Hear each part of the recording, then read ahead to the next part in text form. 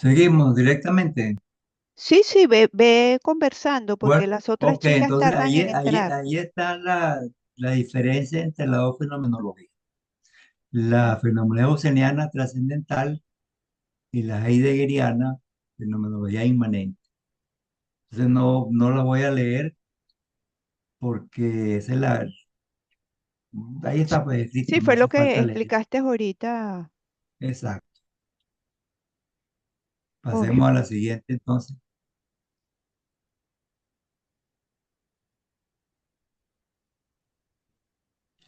Ok, Gadamer. Gadamer nos interesa porque eso también lo hablamos al comienzo. Gadamer decía, si vamos a interpretar, y eso es hermenéutica, pues tenemos que usar palabras. Y para él lo fundamental es el lenguaje. Él decía que el lenguaje es más que las casas, más que las palabras, es la casa del ser.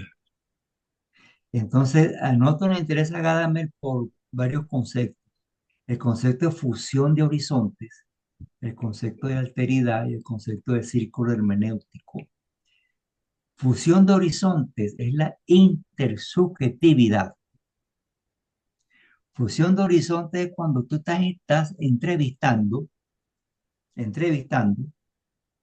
y logras que tanto tú, o sea, logras aquella doble hermenéutica, pero de una manera en conjunto, ¿ok? Que la doble hermenéutica no quede con que tú pienses una cosa y el entrevistador piensa otra, sino que la manera que tú entiendas al entrevistador es la manera como el entrevistador quiere que tú lo entiendas. Entonces eso se llama fusión de horizontes, algo que está separado como unimos. Cuando en el diálogo, cuando en el lenguaje logramos conseguir esa fusión, entonces estamos en perfecta sintonía con lo que la cosa es. Estamos en perfecta sintonía con esa interpretación que estamos haciendo de la experiencia vivida. Porque hay un problema que yo no le he dicho. La fenomenología, como hemos lo dicho tanto para Husserl como para Heidegger, es experiencia vivida, pero ¿por quién? Por una persona, y esa persona no es el investigador. ¿Qué hace un investigador? Investigar la forma como alguien experienció un fenómeno, otra persona. O sea, la fenomenología es el estudio de la primera persona, perdón, en primera persona, ¿ok? Pero un investigador es un tipo que se está metiendo a eso. O sea, la experiencia no es de él, la experiencia es de otra persona. Y justamente eso es lo importante. Entonces, eso es alteridad, Profe, eso es perdón. fusión de horizonte y es alteridad. Ponerse en los pies del otro, o en los zapatos del otro, mejor dicho. Pero Condición de ser otro. nunca te vas a poner realmente en el zapato, porque eso es pensar como el otro. Es decir, si tú eres investigador fenomenológico que estás estudiando, quieres conocer cómo una persona vivió una experiencia, pues eso es él. Tú como investigador tienes que acercarte a eso, pero ahí siempre hay la separación, ¿no? Eso es fundamental, eso hay que entenderlo. Eh, no, no, entonces hay un tipo que dice, ok, eso lo lograré yo en una entrevista o en varias entrevistas. ¿Será suficiente con hacer una entrevista a una persona o mejor le hago dos entrevistas a esa persona o tres? Porque si tú quieres realmente meterte en él, tú tienes que vivir vivir con él tiempo para hacer esa O, alteridad. o utilizar varias técnicas. Generalmente la fenomenología en investigación aeróbica se basa en entrevista, generalmente. porque fíjate, el estudio de la forma como alguien vivió una experiencia, y la única manera él me la tiene que hablar, me la tiene que decir. Ahora, por ejemplo, también se puede usar dibujos. Una persona en un dibujo, eso se lo hacen cuando se está haciendo con los niños. Cuando se hace investigación fenomenológica con niños, digo así, no me atrevo a decirlo, sencillamente se le dice al niño, dibuja ¿cómo yo le digo a un niño que me hable su experiencia a un niño de 8 años? Si no, su lenguaje de él es muy escaso. Entonces, lo digo que haga un dibujo. Y ese dibujo es la expresión de un lenguaje con que ese niño me está expresando una experiencia vivida por él, ¿ok? Repito, la entrevista es lo más fundamental, porque si estamos hablando de gente adulta, pues yo lo voy a entrevistar. ¿Qué voy a observar yo? La experiencia siempre es retrospectiva, no olvidemos de eso. Yo voy a estudiar cómo fue la experiencia vivida por esa persona, ya pasó, es otra cosa, es decir, que es un fenómeno. Entonces hay que estar claro en eso. Porque si no, ¿cómo hago yo entonces la, como investigador? Yo no soy yo no puedo hacer investigación experimental con él, a ponerlo a vivir una experiencia para luego pedirle como que me la explique. No, sencillamente la experiencia de vida por él. No sería ético pensando cómo pongo ya a la gente a que tenga una experiencia para después investigar cómo fue. No, no tiene mucho sentido, sino experiencias de vida por él.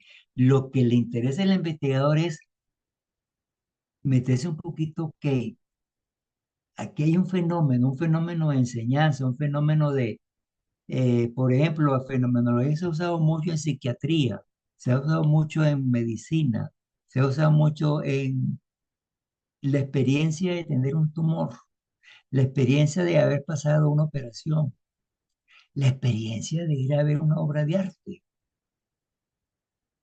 la experiencia de ir a- a una de estas cantantes famosas y que tú vayas a ver como espectador, Concierto. entonces tú tienes una experiencia. Lo que interesa es eso, el concepto de experiencia y el concepto de fenómeno. Y claro, eso va a depender de qué. Eso va a depender del interés que uno tenga como investigador, ¿ok? Pero es experiencia de vida por una tercera persona que yo voy a investigar. Ahora, hace rato, al comienzo, Andreina habló, bueno, y si yo hago una investigación fenomenológica de mí mismo, bueno, eso es una autoetnografía, pues me puedo meterlo como, sí, pues ya, yo Estaba tuve una, justo escribiendo esa pregunta, profe. Solo yo por, ¿se tuve, puede utilizar, aplicar la fenomenología en investigaciones de sí misma? Es decir, pues, digamos, bueno, porque siempre he tenido esa no, inquietud como investigadora, pero que también formo parte de procesos donde que sí, estoy conociendo, pero solo es interesante, una o sea, yo tuve una vivencia y quiero, bueno, es que eso es lo que hace un poeta. Lo que pasa es que no lo llama fenomenología, pero ahí hay fenomenología en parte. Cuando un poeta describe un amor que se le fue, una canción es expresión fenomenológica. Esa canción, esos boleros que la gente lloraba con un bolero. Bueno, ahí hay una alteridad. ¿Quién llora cuando un bolero? Porque también tiene una experiencia más o menos similar. ¿Ok? Por eso es que la fenomenología está en todas partes. Pero desde el punto de vista de investigación de tesis, pues ya tenemos que ser más finos, saber hilar bien la cosa, ¿no? ¿Qué es el círculo hermenéutico? El círculo hermenéutico y en interpretación eso es fundamental. Es cuando tú estás haciendo, y hace rato Exacto. Pasemos a la final, la siguiente. Creo que vienen las Linda, Ok. otra Hay un autora. artículo que yo les puse a ustedes, es de Linda Finley.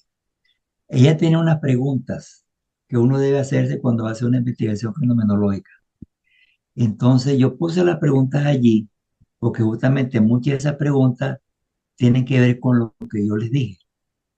¿Hasta qué punto va a haber interpretación en nuestra descripción? ¿Hasta qué punto dejo de lado la subjetividad del investigador? ¿Debe la fenomenología ser más ciencia que arte? Yo creo que debe ser ciencia, arte no.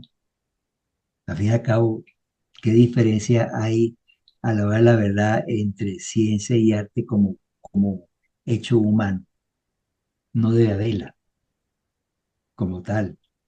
En la ciencia hay arte y en el arte hay ciencia. Y en una fenomenología tú vas a tener las dos.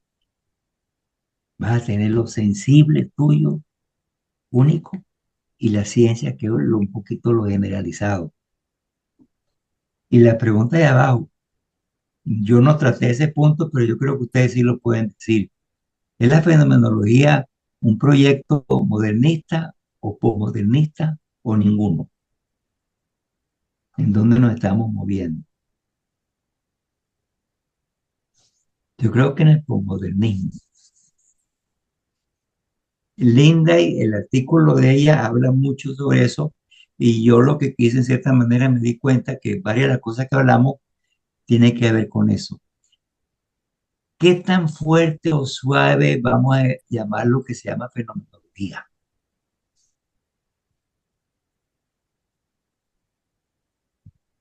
Entonces lo que interesa es argumentar las decisiones que uno tome sobre eso, argumentarlas. Punto. ¿Y la vas a argumentar en base a qué? En base a la teoría, en base a esos principios filosóficos que hay y en base, por supuesto, a lo que se está haciendo. Y termino con esto. El problema con la tesis fenomenológica es que justamente fenomenología, eso era filosofía. Lo que pasa es que inventaron de alguna manera convertirla en algo práctico. Van Manen lo convirtió en algo práctico. Práctico me refiero conocimiento práctico usable para el mundo, para la gente, para los docentes, para que quiera leerla. Y Amadeo también, Amedeo, que es italiano también. Pero la fenomenología era filosofía. Y entonces, pues nosotros la convertimos en metodología. Fíjese la palabra que yo digo, metodología. Tú la haces, la construyes, pero basado en algunos aspectos teóricos. Y los tomas y lo argumentas y punto. Bueno, creo que eso es todo lo que yo quería comentarles. Eh, Espero que les haya servido en algo. Y la lectura que tiene, pues pueden seguir con ella. Pero creo que quedamos claros en qué significa fenómeno, qué significa descripción, interpretación. Y tú decides. Son decisiones que tú tomas para investigar. ¿Sí? Profe, tengo una pregunta. Em, Estaba pensando cuando te hacía referencia a la posibilidad de reflexionar, ¿no? Yo me preguntaba si cuando hacemos estudios fenomenológicos o desde la metodología fenomenológica, si es posible generar redes categoriales sobre ese fenómeno que estamos interpretando. Es decir, yo observo, interpreto, doy sentido, ¿no? Sentido y significado a eso, a ese fenómeno, a partir, por supuesto, de las entrevistas, eh, pero como también todo lo que uno está pensando tiene que ver con lo que uno ya tiene como, digamos, constructos o referentes teóricos, pero también lo que uno está sintiendo. Y dependiendo también de el fenómeno, creo que también depende del fenómeno que uno esté interpretando. Me pregunto si eso puede generar la construcción, yo le llamo categoría, pero nombrar eso que está detrás y que a veces, porque de eso se trata, creo yo, ¿no? La fenomenología hermenéutica, que también se muestre, pero también como rastrear Sí. eso que parece que no está visible. No lo sé, no sé cómo, cómo, Bueno, o si eso es no, porque otra cosa, o si es una tú no mezcla vas, de, exacto, Son exacto, temas. tú no vas a rastrear, porque ok, rastrear ajá, significa buscar algo que tú quieres, ok, ¿ves? Y fenomenológicamente no es así, ok, porque justamente no estás usando no estás aplicando el principio de Poyet. El Poyet es primero conocerse uno mismo. ¿Tú qué eres? ¿Eres positivista? ¿Eres relativista? O sea, tú como investigadora, ¿en dónde te ubicas? Posicionarte como investigadora. Y en esa manera en que tú estás leyendo, estás haciendo tu proyecto, tú te estás posicionando. Yo creo en esto, ¿cuál es tu ontología? ¿Ok? Y entonces, teniendo eso claro, entonces eso te sirve de ancla para ir armando tu metodología. Y luego la reflexión. Hay una cosa que se llama obstáculos epistemológicos. Los obstáculos epistemológicos cuando uno se está haciendo una investigación y dice, oye, será por aquí, entonces quiere meter su idea por ahí. No, porque la está metiendo. No estás haciendo el bracketing, no estás haciendo esa cuestión de suspender tus juicios previos. Eso es fundamental. Nunca lo puedes dejar de lado. Al contrario, llega el momento que tú dices, oye, yo no puedo dejar este prejuicio mío, porque esto es fundamental. Bueno, decláralo, decláralo. Esto lo hago yo por esto y esto y esto. Lo declaras, no lo dejes en el aire, porque es un posicionamiento. O sea, uno tiene que tener una cosa que se llama la responsabilidad ética como investigador. Pero ese como se dice, uno rastrear es como buscar lo que uno siempre quiere buscar ahí. Y eso es muy común en uno, porque yo tengo una teoría, será así, entonces quiero meter la teoría. No, déjala de lado, lee otra cosa, descansa. Cuando esté en el caso de que estás así un poquito medio terca en algo, deja la tesis, déjala un día quieta, no la toques, ponte a leer otra cosa. Lee lo contrario a lo que tú piensas. De esa manera abres tu mente a otras posibilidades. otras perspectivas. ¿Ok? Y eso que últimamente veis, toda investigación es inconclusa. Y en investigación cualitativa no hay conclusiones. Lo que hay es un movimiento inacabado. Eso es la frase que está al final. Una investigación, claro, termina porque tú tienes que entregar una tesis, pero se te van a quedar en el tintero muchas cosas. Entonces, es las decisiones. ¿Qué pongo? ¿Qué no pongo? ¿Hasta dónde llego? Profe, Son Sí, María Castellano quiere hacerte una pregunta. ¿sí? Hola, profe, ¿me escucha bien? Sí, Sí, sí. te oigo. Ah, bueno, le quería dar las gracias por el aprendizaje que nos ha dado esta tarde. Y usted sabe, cuando estaba leyendo las lecturas y al escucharlo, bueno, yo lo adapté más a donde yo trabajo en un museo. Entonces, por Ujú. ejemplo, aplicar la fenomenología en un estudio de visitantes, por ejemplo. O sea, tomar a unos visitantes, hacerles unas entrevistas. Claro, yo estaba pensando, por ejemplo, si no se puede, si se repite varias veces, no puede ser una misma persona, sino, o sea, ¿cómo se podría hacer en ese caso? Solo curiosidad, pues. Y también entrevistar a las personas que hacen las exposiciones, es decir, al Bueno, investigador, al montador, a la idea que sí, hace, o sea, como para fusionar esas dos cosas. viene justamente cuál es el propósito de la tesis. Hay que comenzar por ahí. ¿Cuál es el propósito? ¿Qué es lo que yo quiero realmente averiguar? Y eso entonces, o sea, un fenómeno. Yo voy a llamar la experiencia y vida de ir a un museo como fenómeno. Entonces tendría Ujú. que, fíjate, por lo menos buscar, o sea, buscar personas que tengan más o menos cierta similitud, no niños y personas y mayores, porque entonces las experiencias son diferentes. Si va de Claro. fenomenología, O sea, que sea el mismo público, por decirlo de una forma, mismo, grupo etario, por decirlo así. mismo, sí, pero eso puede ser. Pero a lo mejor es más fácil hacer la investigación, no tanto fenomenológicamente, porque siempre hay ese concepto. Es decir, como yo dije, en toda investigación siempre va a haber una idea fenomenológica, pero no necesariamente la hago fenomenológica como tal. Ujú.